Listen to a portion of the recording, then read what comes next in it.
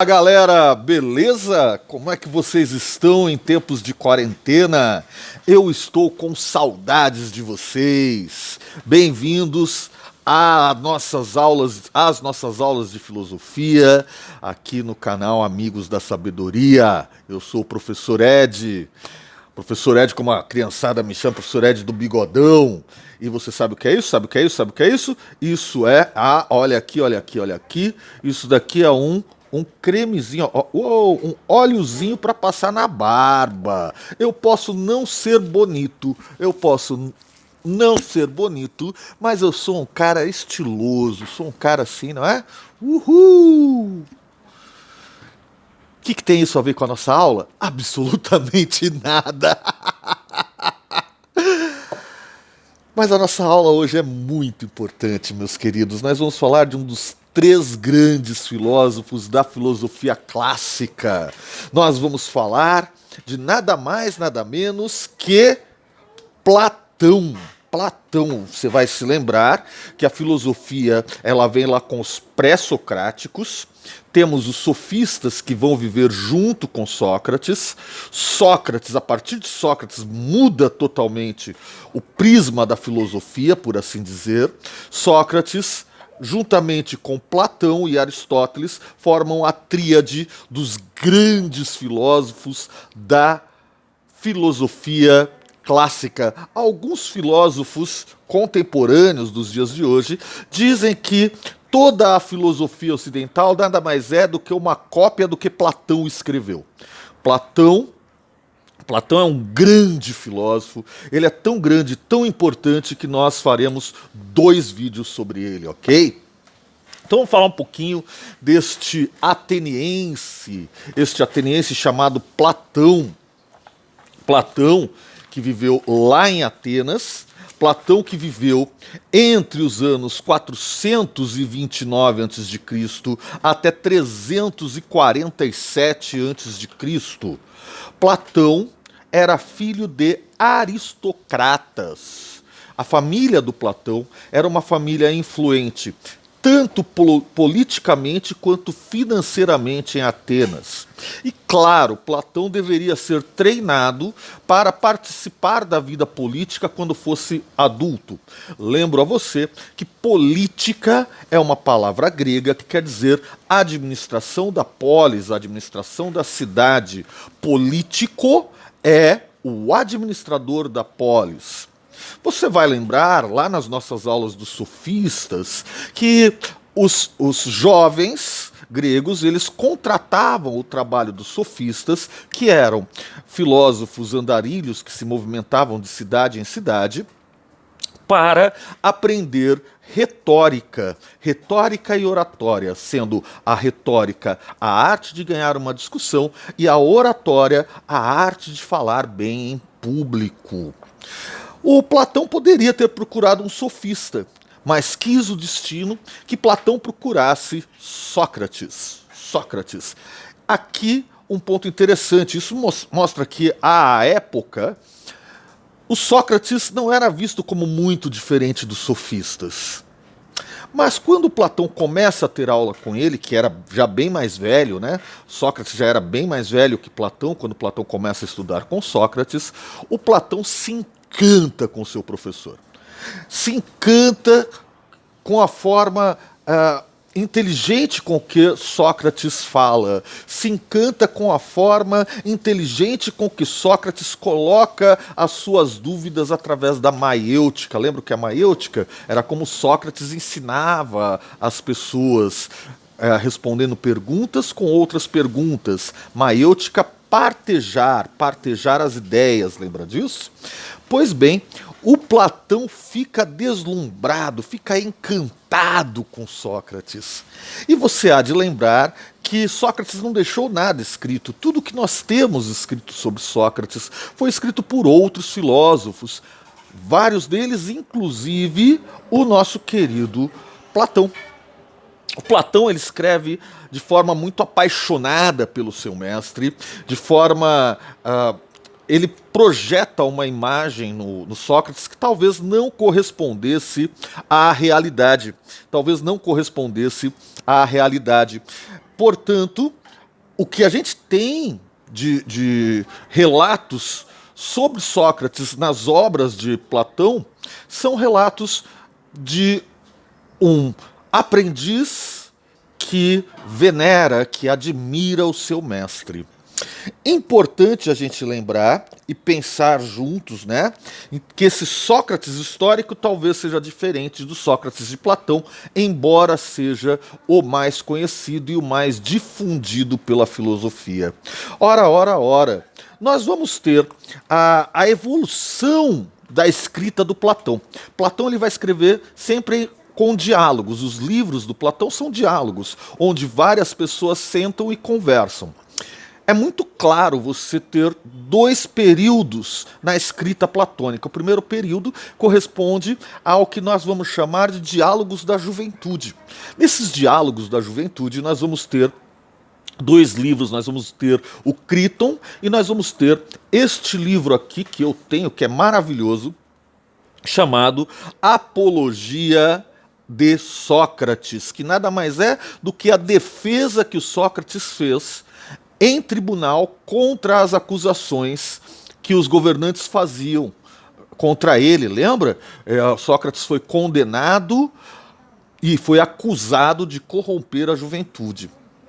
Este livro aqui é um livro da Martin Claret, é um livro muito legal, onde nós temos dois escritos de Platão. Nós temos a Apologia de Sócrates e nós temos o Banquete.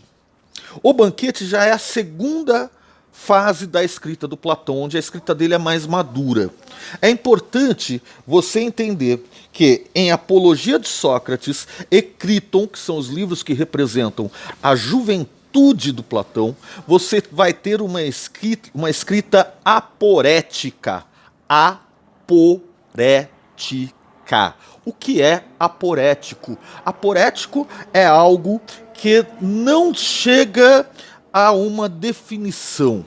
Então as perguntas formuladas, o que é isso, o que é aquilo, não vai ter uma definição filosófica, não vai chegar a uma verdade fechada.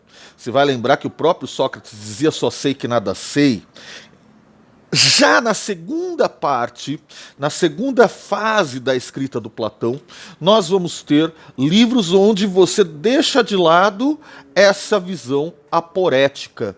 Você deixa de lado essa visão aporética e você vai ter grandes livros. Você vai ter, aqui embaixo está O Banquete. Esse livro é sensacional. Eles estão conversando em volta de uma mesa enquanto jantam e se curam de uma ressaca do dia anterior. E tem este livro que é considerado a grande obra do Platão, chamado A República. A República. A República é um livro importantíssimo. Nesses dois livros, meus amores, O Banquete e A República, você já tem respostas às formulações filosóficas. Então, todas as formulações filosóficas, elas já têm uma conclusão. Aqui, em A República de Platão é um livro que reúne 10 livros. 10 livros. Veja, vou abrir para vocês aqui. Aqui está ele, Platão. E nós temos aqui os 10 livros que compõem A República. O primeiro livro da República, o primeiro livro que compõe a obra A República, é um livro escrito de forma aporética. O que é aporético mesmo? Aporético é toda a formulação que não chega a respostas fechadas. São formulações que são impossíveis de definir conceito.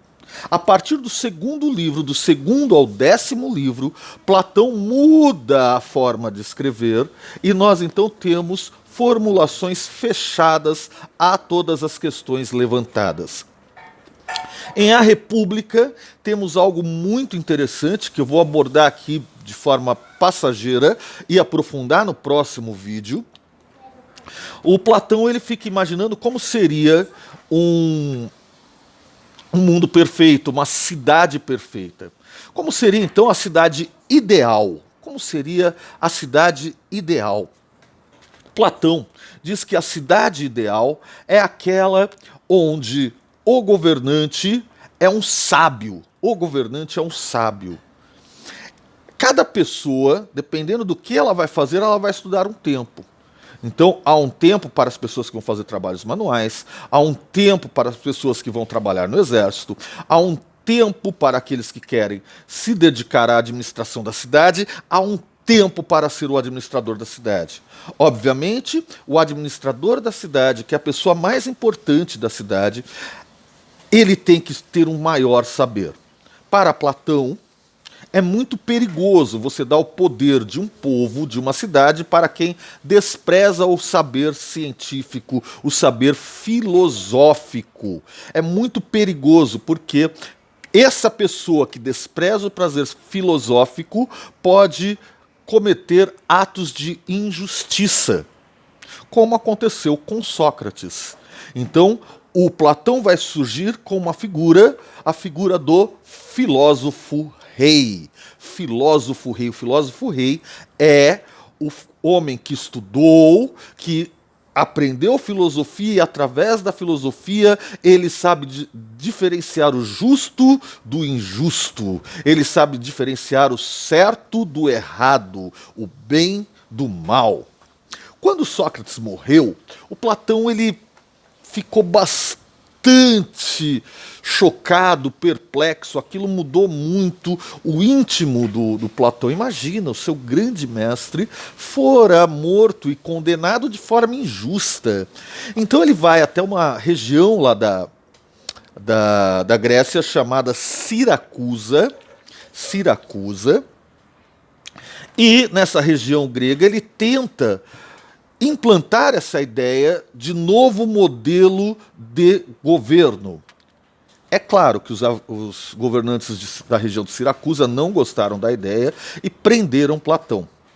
Meus queridos, meus príncipes e princesas, Platão quase foi vendido como escravo. Isso mesmo, depois de preso por muito pouco, Platão não é vendido como escravo.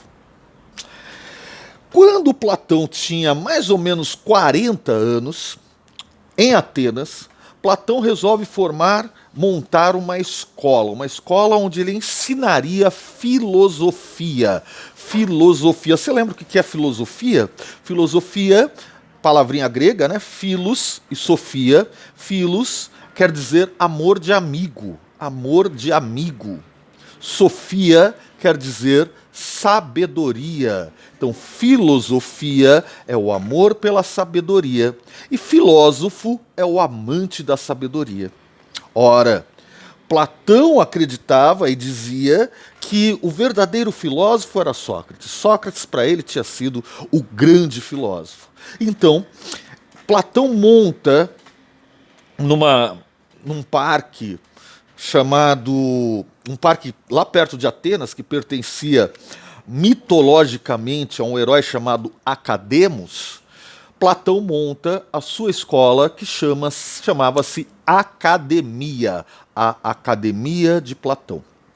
Lá, o Platão tinha dois tipos de ensinamento, o ensinamento que ele chamava de exotérico e esotérico. O exotérico era o ensinamento destinado às pessoas de fora da academia, que iam até os muros, os portões da escola para entender de filosofia. Então tinha um tipo de conhecimento. O conhecimento esotérico era ensinado apenas para os iniciados na escola de Platão.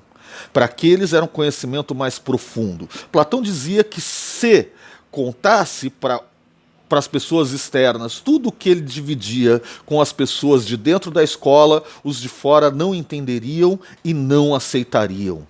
Olha que interessante. Outra coisa bem interessante, a gente, até a Idade Média, até a Idade Moderna, na verdade, até a Idade Moderna, poucos diálogos eram conhecidos de Platão. A gente tinha ali o Fédro e um chamado Timeu. Mas já no século XIX, a gente começa a ter acesso a uma série de escritos de Platão,